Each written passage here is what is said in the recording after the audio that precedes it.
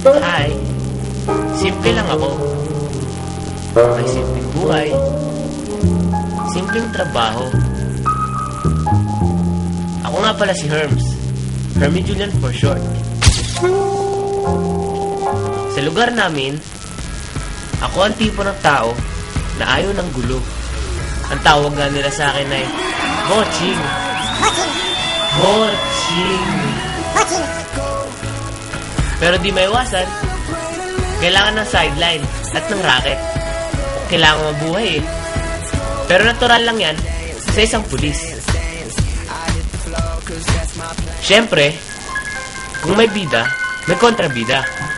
Kung may Nowita, may damulag. Kung may Barbie, may Ken. At ako naman, merong Totoy Mani.